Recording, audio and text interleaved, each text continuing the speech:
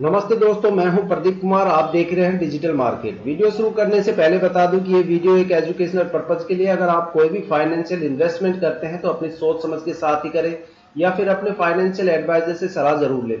अगर आपको कोई भी लॉस होता है तो उसके लिए ये वीडियो रिस्पॉन्सिबल नहीं रहेगी। तो चलो दोस्तों शुरू करते हैं। देखो, आज हम बात करने वाले हैं कि हमारा जो इंडियन स्टॉक मार्केट है उसकी क्या चाल रहने वाली है, कितनी ग्रोथ आज हमें देखने को मिलेगी, कितनी गिरावट हमें देखने को मिलेगी, किस तरह की कैटेगरी के स्टॉक्स के अंदर गिरावट देखने को मिल सकती है आज, और किस तरह के सेक्टर्स के ऊपर ज्यादा इंपैक्ट होने वाला है, और कुछ स्टॉक्स ऐसे कौन आएंगे, ऐसे कौन से सेक्टर हैं जो सबसे ज्यादा आज अपर सर्किट में जाएंगे, और किन स्टॉक्स में हमें सबसे ज्यादा गिरावट देखने को मिलेगी। ठीक है, लेकिन एक नजर हम डाल देते हैं यूएसए के मार्केट पे, मतलब यूरोप के कुछ मार्केट है जिनके इंडिसेस हमारे इंडियन स्टॉक मार्केट के लिए काफी ज्यादा इंपॉर्टेंट होते हैं। तो हम एक नजर डालते हैं न्यूयॉर्क स्टॉक एक्सचेंज पे। देखो, अगर हम एनवाईएससी के ऊपर बात करें, ये शाम को 7 बजे से लेकर रात के 1:45 तक चलता है। अगर इसके अंदर फ्लक्चुएशंस देखने को मिलता है तो हमारा इंडियन स्टॉक मार्केट जो है उसमें आपको एक अच्छा खासा उतार चढ़ाव देखने को मिल सकता है।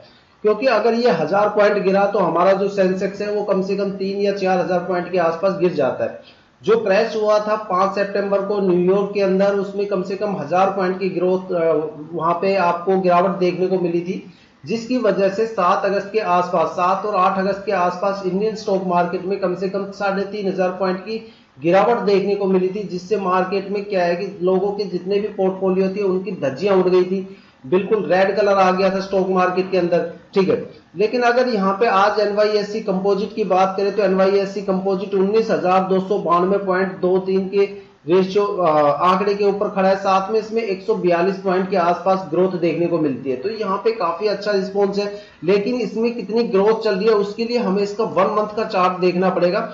यहाँ पे देखो, जो भी मैंने 1 मंथ का चार्ट दिखाया है, यहाँ पे जो भी ग्राफ बन रहा है वो बिल्कुल एक तरह से स्ट्रेट ग्राफ बन रहा है। ठीक है, तो यहाँ पे लगता नहीं कि भाई यूएसए या अमेरिका जैसे देशों में अभी कोई रिसेशन है या कोई गिरावट का माहौल है, क्योंकि यहाँ पे ग्राफ ऑलमोस्ट स्ट्रेट हो चुका है। ठीक है, जब गिरावट आई थी तब कम से कम 1000 पॉइंट की यहाँ पे गिरावट थी, लेकिन देखो इन्होंने 1000 पॉइंट की जो गिरावट है उसको भी रिकवर किया, साथ में 1129 पॉइंट ये उस गिरावट से और ऊपर चला गया।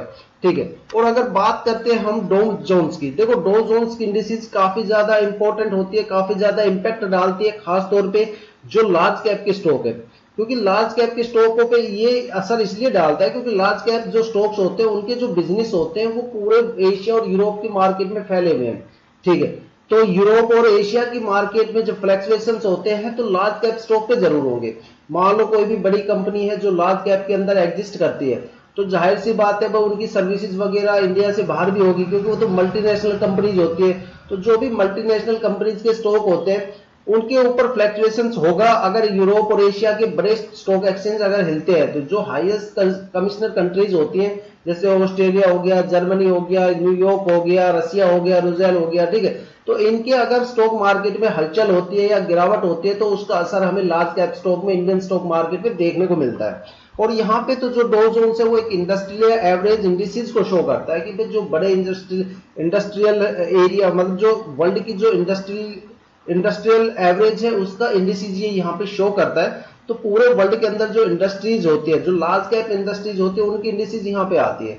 ठीक है, तो यहाँ पे अगर ग्रोथ की बात करें तो यहाँ पे आपको कम से कम 228 पॉइंट की ग्रोथ देखने को मिलती है फ्राइडे को। तो यहाँ पे भी हम देख सकते हैं कि भी अच्छा खासा यहाँ पे प्रोग्रेस चल रही है। 1 मंथ का अगर चार्ट करें तो इसका ग्राफ भी ऑलमोस्ट स्ट्रेट ही हमें मिलेगा। साथ में यहाँ पे देखो, जो गिरावट हुई थी 1500 पॉइंट की गिरावट हुई थी जब इंडियन स्टॉक मार्केट क्रैश हुआ था, तो लेकिन यहाँ पे जो अपग्रेडेशन हुई है, जो यहाँ पे उन्होंने अपने आप को 15 पॉइंट को तो रिकवर किया, साथ में 1825 पॉइंट की यहाँ पे और आपको ग्रोथ देखने को मिलती है। तो हम किसी भी केस में नहीं कह सकते कि भाई हमारा जो इंडियन स्टॉक मार्केट है वो क्रैश होगा या उस पर कोई रिसेशन है या मार्केट डाउन है। मार्केट बिल्कुल सकारात्मक है, मार्केट के अंदर कोई भी कमी नहीं है। सेंसेक्स आज 400 के प्लस खुला था लेकिन 206 अभी चल रहा है। ठीक है, मार्केट बिल्कुल स्मूथ है। और इस बार क्या है कि सेंसेक्स ने अपना ऑल टाइम सबसे हाईयर वैल्यू को अचीव किया है। ठीक है, अब तक का रिकॉर्ड है, सेंसेक्स अपने सबसे हाईयर वैल्यू पे चल रहा है। ठीक है, तो जाहिर सी बात है सितंबर का मंथ जो होता है अपर सर्किट का मंथ होता है, तो काफी स्टॉक्स ऐसे हैं जिनके अंदर अपर सर्किट लग गए।